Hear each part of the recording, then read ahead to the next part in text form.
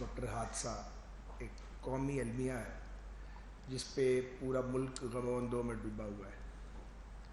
پاک فوج کے جوانوں اور افسروں نے ہمیشہ جب بھی ملک پر آفات آئی ہیں، قدرتی آفات آئی ہیں، اپنی جان ہتھیلی پر رکھ کر انہوں نے اپنا رول پلے کیا ہے اور مصیبت زدگان کی مدد کی ہے، مشکلات میں گھرے ہوئے اپنے ہم وطنوں کی مدد کی ہے۔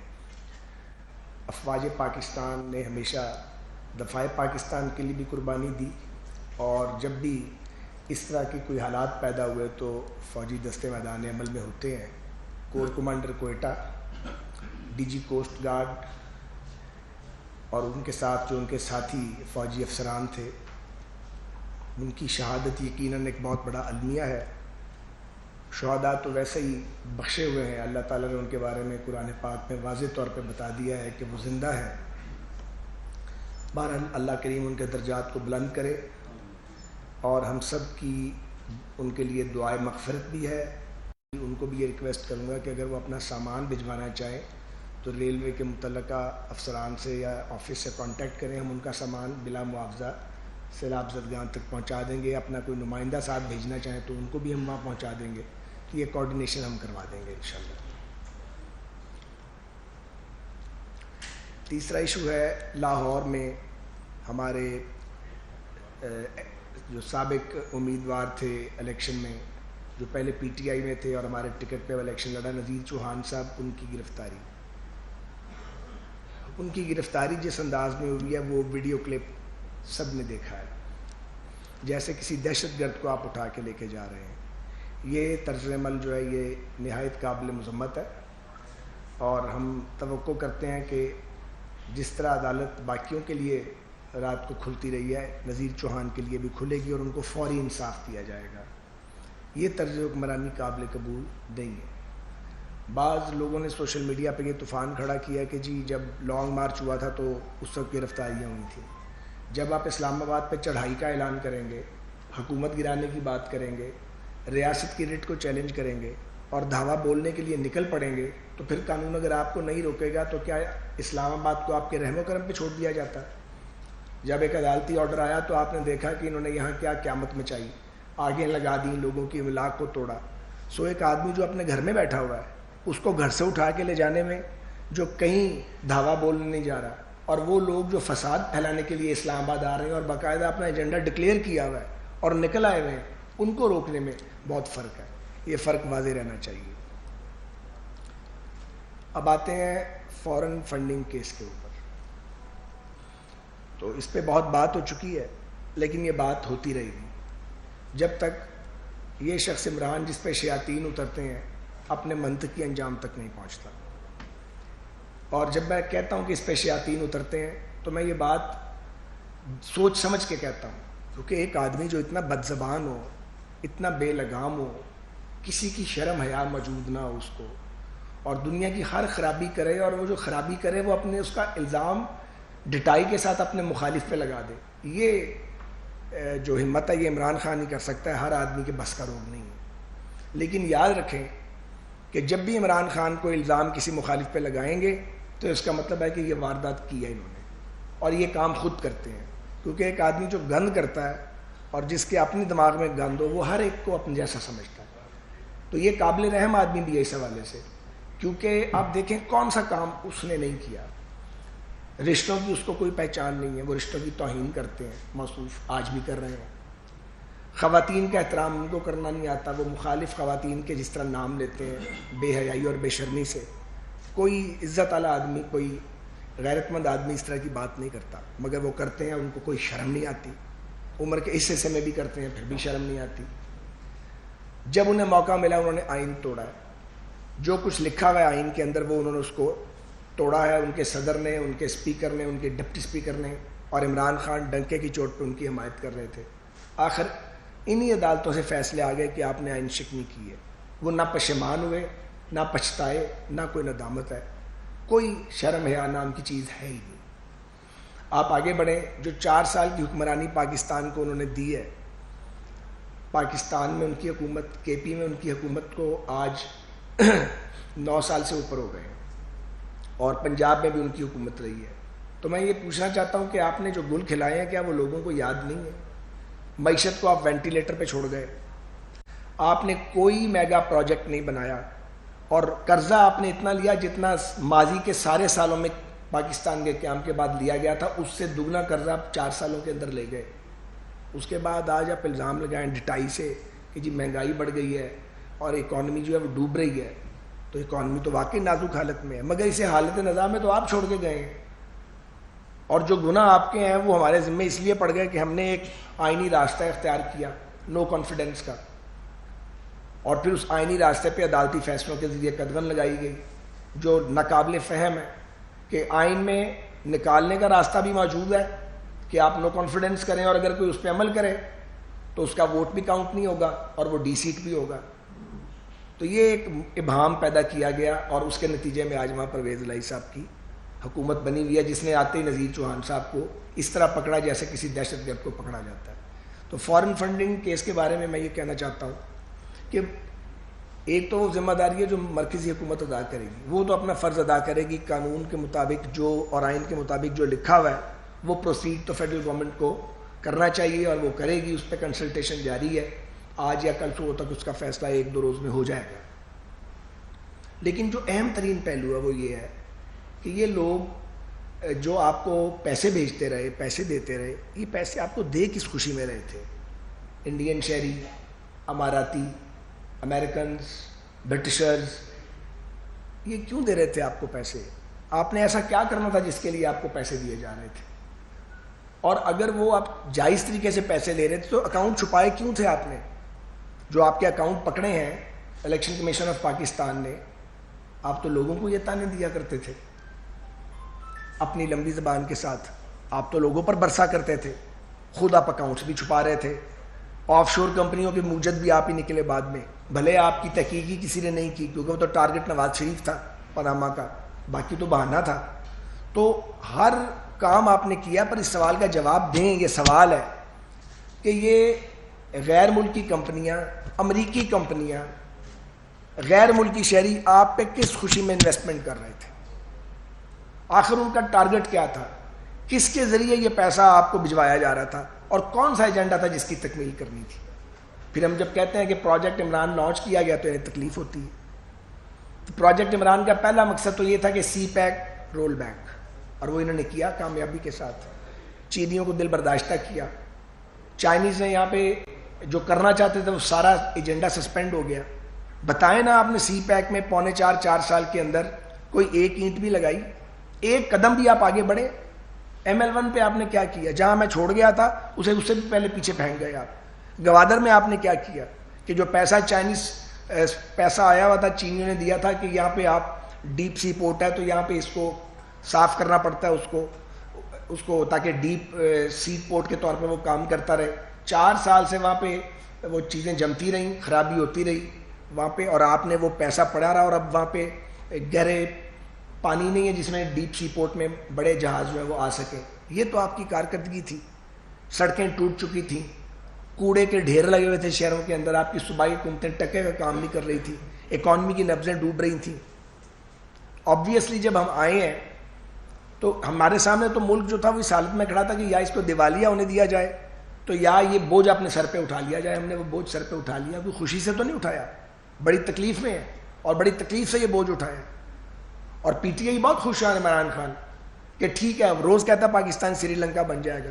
آپ کے منہ میں خاک, پاکستان کبھی بھی سری لنکا کے حالات اللہ پیدا نہ ہونے دے پروردگار. پھر کبھی کہتا جی ایٹم بم گرا دو, کبھی کہتا 3 ٹکڑے ہوں گے, کبھی فوج کو ٹارگٹ کرتا ہے, اگر کبھی عدالت سے فیصلہ مرضی کے خلاف آ جائے تو ان کو ٹارگٹ کر دیتا ہے, اور الزام پھر دوسروں پہ لگا دیتا ہے. بڑے بڑے چالاک دیکھے ہیں لیکن ایسا ہوشیار چالاک نہیں دیکھا جیسا کہ عمران خان ہے. لیکن آپ دیکھیں قدرت اسے کیسے ایکسپوز کر رہی ہے. ہر وہ چیز جو انہوں نے تھوکی ہے وہ چاٹنی پڑ رہی ہے, کیونکہ اللہ کا نظام موجود ہے. آپ لوگوں کی پگڑیاں اچھالیں گے, بہتان لگائیں گے, گندے خود ہوں گے, یہ نہیں ہو سکتا کہ فطرت آپ کو ایکسپوز نہ کرے. آپ ایکسپوز ہوں گے. تو میں یہ سوال پوچھنا چاہ رہا ہوں کہ یہ غیر ملکی سرمایہ کاری عمران خان پہ کیوں کی گئی ہے, کس ایجنڈے کی تکمیل کے لیے کی گئی ہے؟ پھر اس کا کیا یہ مطلب ہے کہ جو بات حکیم سعید شہید کہتے تھے اور ڈاکٹر اسرار مرحوم کہتے تھے وہ درست عمران کے بارے میں, کہ ایک آدمی ہے اس کو لانچ کیا جا رہا ہے تاکہ پاکستان کی پالیٹکس کو کیپچر کیا جائے. آپ تو پاکستان کو ڈی اسٹیبلائز کرنے کے لیے آئے تھے اور آپ نے کامیابی سے یہ کام کیا ہے، اکانومی کا بیڑا غرق کیا ہے، آپ نے چینیوں کو ناراض کیا ہے، آپ نے پاکستان کو دنیا میں تنہا کیا ہے. آج لوگ بلک اور سسک رہے ہیں، ایک وقت کی روٹی پوری نہیں ہو رہی. اور جواب دیں، ظاہر ہے اب ہم ہیں، کیونکہ حکومت میں ہم ہیں اس وقت. آپ جو ہے آپ نیرو کی طرح روم جل رہا ہے اور آپ بانسری بجا رہے ہیں اور خوش ہیں کہ اچھا تباہی اور مچنی چاہیے اور اکانومی خراب ہونی چاہیے. اور اب عمران خان کا رول یہ ہے کہ پاکستان کو اسٹیبلائز نہ ہونے دیں، ورنہ آپ پہ نو کانفیڈنس آئی ہے تو ٹک جاؤ. ٹکتے ہی نہیں ہو، ٹک جاؤ نا اور اپنی باری کا انتظار کرو. آنے دو الیکشن. ہم نے بھی تو انتظار کیا تھا جب آر ٹی ایس بٹھایا گیا تھا اور آپ کو اقتدار میں بٹھایا گیا تھا اور نتائج بدلے گئے تھے اور اس وقت سارے آپ کے ساتھ تھے. ہم نے تو لانگ مارچ اور دھرنے کر کے آپ کی حکومت نہیں گرائی، کیونکہ اگر یہ کرتے تو ملک ڈی اسٹیبلائز ہو جاتا. تو وہ ڈی اسٹیبلائز تو نہیں ہم پاکستان کو کرنا چاہتے تھے. اس لیے ہم نے تکلیف کاٹی، جیلیں کاٹی، جھوٹے مقدمے فیس کیے، مگر ہم نے ریڈ لائن کراس نہیں کی. اختلاف کرتے رہے، تکلیف جھیلتے رہے، گالیاں بھی نہیں نکالی، تنقید ضرور کی. یہ تو گالیاں نکالتا ہے. تو میرا پھر سوال یہی ہے کہ پی ٹی آئی جواب دے، اور یہ جواب ان کو دینا پڑے گا. یہ سوال ان سے بار بار بار بار کیا جائے گا کہ یہ جو ممنوعہ فنڈنگ آپ نے لی ہے، آپ فیڈر میں دودھ نہیں پیتے، آپ کو پتا تھا کہ آپ ممنوعہ فنڈنگ لے رہے ہیں، آپ کو پتا تھا کہ آپ کو پیسے کون دے رہا ہے. آپ نے 5 بار سرٹیفکیٹ جمع کرایا، ہر سال جھوٹا سرٹیفکیٹ. ایک نہیں، ایک بار غلطی ہو سکتی ہے، 5 بار غلطی تو نہیں ہو سکتی. 5 سال مسلسل جھوٹا سرٹیفکیٹ عمران خان سائن کر کے جمع کراتا رہا. تو یہ صادق کہلاتا تھا. یہ میر صادق تو خود نکلا ہے، کہتے لوگوں کے تھے. جو لوگوں کو کہتے تھے وہ عمران خان پہ اور اس کے ساتھیوں پہ، اس کے گروہ پہ فٹ ہوتا ہے. تو یہ ایک بڑی اہم بات ہے کہ آپ پاکستان میں فورن فنڈنگ لے رہے تھے اور ابھی یہ ٹپ آف آئس برگ ہے جو ملا ہے. ابھی کئی سالوں کا تو آڈٹ ہی نہیں ہوا. اگر اس کے بعد کے سالوں کا آڈٹ ہوگا تو پتہ نہیں کیا کچھ نکلے گا. تو ظاہر ہے گورنمنٹ کو اس پہ بھی غور کرنا ہے کہ ان کا پورا آڈٹ کروایا جائے، ان کا اصل ایجنڈا سامنے آنا چاہیے. مجھے تو لگتا ہے یہ شخص حسن بن صبا ہے اس دور کا، جو حشیش پلاتا تھا اور اس کے بعد جو ممتاز لوگ تھے عالم اسلام کے، ان کو ختم کروا دیتا تھا، ایلیمینیٹ کروا دیتا تھا. آج کے دور کا یہ حسن بن صبا ہے. یہ دیانتداری کے شیش پلاتا ہے، میں دیانتدار ہوں، میں مہاتما ہوں، میں ستی ساوتری ہوں، باقی سب ڈاکو ہیں، باقی سب چور ہیں. اور ہدف یہ ہے کوئی کریڈیبل لیڈرشپ پاکستان کے اندر نہیں رہنے دو، لوگوں کا اعتماد بری طرح مجروح کر دو. یہ کام کر رہا ہے، یہ دھندا کر رہا ہے عمران خان اور اس کے ساتھی. اور جو اس کی یہ پی ٹی آئی انہوں نے بنائی ہے، یہ اس دور کی آر ایس ایس ہے پاکستان کی. آپ ان کے سوشل میڈیا پہ ان کے بیان تو دیکھیں، وہ غلیظ ترین گالیوں سے شروع کرتے ہیں. میں غلط کہہ رہا ہوں مجھے بتائیں؟ گندی ترین گالیاں نکالتے ہیں اور کہتے ہیں کہ ہم اپنے دشمنوں کو مار دیں گے، ان کے سر اتار دینے چاہیے، ان کے گھروں کو جلا دینا چاہیے. کس قسم کے لوگ تیار کیے آپ نے ملک میں ڈویژن پیدا کی اپنی سیاست سے، اپنی یہ چھوٹی سی پالیٹکس کے لیے، یہ 4 دن کے اقتدار کے لیے. تو یہ جواب دہی عمران خان کی پاکستان کے لوگ بھی کریں گے. سب سے پہلے تو اللہ کریم کریں گے، جس کے ہاں ہر ایک نے حاضر ہونا ہے. اور وہ جواب دہی ہو رہی ہے اور اس کی وجہ سے یہ جگہ جگہ رسوا ہو رہا ہے یہ آدمی. ورنہ یہ تو آئے تھے 12 سال کا پروگرام لے کے حکومت میں آنے کا، اور ہم نے کب سوچا تھا کہ ہم نو کانفیڈنس کر کے ان کو نکال دیں گے. ان کے حالات ہی اپنے خراب ہو چکے تھے. لوگوں کے ساتھ ڈیل ٹھیک نہیں کرتے تھے، بے عزتی کرتے تھے، لوگ ان سے جان چھڑانا چاہتے تھے. پھر کہتا جی وہ نیوٹرل ہو گئے. تو نیوٹرل کیوں ہوئے؟ کیوں بھائی؟ کیا پاکستان کی فوج کو غیر جانبدار نہیں ہونا چاہیے؟ یہ تو بڑی اچھی بات ہے. پاکستان کی فوج ہو یا عدالتیں، ان کو امپارشل ہونا چاہیے. یہی آئین کا تقاضا ہے، یہی پاکستان کا آئین کہتا ہے. مگر چونکہ عمران تو آئین شکن آدمی ہے اور یہ بات اب عدالت نے بھی کہہ دی ہوئی ہے، اس لیے اس کو اس کے اوپر کوئی، وہ سمجھتا ہے یہ غلط ہے. یعنی اس کی مرضی کا چیف جسٹس، مرضی کا چیف آف سٹاف، مرضی کا صدر، مرضی کے وزراء اعلیٰ، مرضی کی نیب، مرضی کا election commissioner, chief election commissioner, ہر چیز اس کی مرضی کی ہو. کیوں؟ تم آسمان سے اترے ہوئے ہو. اب یہ الیکشن کمیشن کو گالیاں دے رہا ہے. تو سلطان سکندر راجہ صاحب کا تو نام ہی حکومت کی طرف سے آیا تھا. کرو نہ ڈرائے اس کو. اگر ایک آدمی نے قانون کی پاسبانی کی ہے، اپنی جان داؤ پہ لگا کے ہتھیلی پہ رکھ کے یہ گالیاں نکالتا ہے، تو یہ غلط فہمی نکال دیں عمران خان اور اس کے ساتھی کہ یہ لوگوں کو دھمکائے گا، اس کو دھمکانے کی اجازت دی جائے گی. ہم حکومت میں ہوں، ہم حکومت میں نہ ہوں، حکومتیں آتی جاتی رہتی ہیں، لیکن ہم سیاسی حقیقت نہ پاکستان کی. اگر یہ سمجھتا ہے کہ یہ دھمکیاں دے گا اور یہ پاکستان کے آئینی اداروں کو ڈرائے گا، تو بالکل جو پی ڈی ایم ہے اور جو یہ پولیٹیکل ڈیموکریٹک پولیٹیکل فورسز ہیں یہ دیوار بن کے ان کے آگے کھڑی ہوں گی. اگر یہ سمجھتا ہے اب یہ لانگ مارچ کرے گا, پنجاب میں اس کی حکومت ہے, یہ کر کے دیکھے لانگ مارچ. یہ اگر لانگ مارچ کرے گا ہم اسلام آباد کو پروٹیکٹ کریں گے, اور اس طرح پروٹیکٹ کریں گے کہ انشاءاللہ پہلے کبھی ایسا پروٹیکٹ نہیں ہوا ہوگا. یہ تھوڑی ہے کہ لوگ اس کے ساتھ اور ہمارے ساتھ نہیں ہیں. ہم اتنے لمبے پولیٹیکل کریئر میں لاکھوں کروڑوں ووٹ لے کے آتے ہیں تو لوگوں کے ووٹ لے کے آتے ہیں. عمران خان تو کل پیدا ہوا پالیٹکس کے اندر. تو میں یہ سوال پھر اٹھانا چاہتا ہوں کہ ادھر ادھر کی مارنے کی بجائے اور الٹی سیدھی صفائیاں دینے کی بجائے اہم ترین سوال یہ پیدا ہوا ہے کہ عمران خان اور اس کا گروہ کن کے مفادات کے لیے کام کر رہے ہیں. سی پیک کو رول بیک کیوں کیا گیا؟ پاکستان کی اکانومی کو بچانے کی کوشش کیوں نہیں کی گئی؟ کشمیر کا جب سرنڈر ہوا تو حکومت پاکستان نے جو عمران کی حکومت تھی کیا کیا اور مجرمانہ خاموشی اختیار کیوں کی؟ یہ سوالات ہیں. پاکستان کو دوست ممالک سے دور کیوں کیا؟ ان سارے سوالات کے جواب عمران خان صاحب آپ نے دینے ہیں, آپ کی جماعت نے دینے ہیں. آپ یہ جھوٹ کا منجن کتنے دن بیچیں گے؟ یہ جھوٹ تو بے نقاب ہوتا جائے گا. کارروائی ہوگی آپ کے خلاف, کارروائی عدالتوں کے اندر بھی جائے گی, اور بھی کارروائیاں ہوں گی. ظاہر ہے جو کچھ آپ نے کیا ہے, جو چھپایا ہے وہ بھی سامنے آئے گا. اور میں پھر کہتا ہوں اس کے لیے حکومت میں ہونا یا نہ ہونا معنی نہیں رکھتا, لیکن ہم یہ سمجھتے ہیں کہ یہ ہماری قومی ذمہ داری ہے کہ ایک آدمی جو بہروپیہ ہے, ایک آدمی جو اس دور کا حسن بن صبا بن گیا ہے, ایک آدمی جو ہمارے نوجوانوں کو ورغلا رہا ہے, گمراہ کر رہا ہے ان کو, ان نوجوانوں کو جنہیں لوگوں کی پولیٹیکل سٹرگل کا پتہ ہی نہیں ہے, جنہیں معلوم ہی نہیں ہے کہ اس ملک میں مارشل لاؤں سے کون لڑے تھے, کن لوگوں نے 4 مارشل لاؤں کو فیس کیا اس ملک میں. اس ملک کے اندر جمہوریت کے لیے لوگ پھانسیوں کے پھندوں پہ جھولے ہیں, لوگوں نے جلاوطنیاں کاٹی ہیں, پوری جوانی جو ہے وہ جیلوں کے اندر گزر گئی ہے. ان کا ذکر نہ ہو اور ایک رنگیلے کا ذکر ہو, ایک ناچنے والے کا ذکر ہو, ایک ایسے آدمی کا ذکر ہو جسے رشتوں کی پہچان نہیں ہے, جو خواتین کا احترام نہیں جانتا, جو بد زبان ہے, جو لوگوں کے نام ڈالتا ہے. ہمیں نام ڈالنے نہیں آتے ہیں, پھر ڈر جاتے ہیں, لیکن اس نے ہمیں بھی خراب کر دیا ہے. بعض اوقات ہمیں بھی بد زبانی کرنی پڑتی ہے, ہم کرنا نہیں چاہتے, لیکن ہماری الیکٹریٹ اور ہماری جو سپورٹ ہے وہ ہمیں کہتے ہیں تم لوگ اگر چپ رہو گے, اس کی زبان میں جواب نہیں دو گے تو اس کا مطلب ہے واقعی تم لوگ ٹھیک نہیں ہو. یہ کہتا تم اس کو ریبٹ نہیں کرتے, اس کو اس کی ٹون میں جواب دو. آپ یقین کریں ہر وقت یہ پریشر آ رہا ہوتا ہے.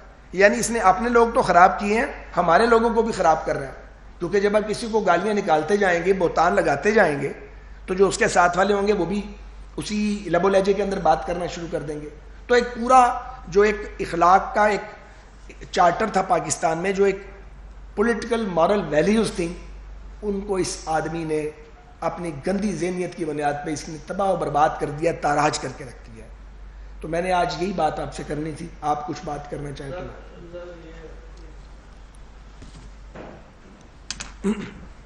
سر پی ٹی آئی کے خلاف کل سے جب فیصلہ ہوا ہے تو اس وقت سے بہت سارے حکومت نے اپنی طرف کیے.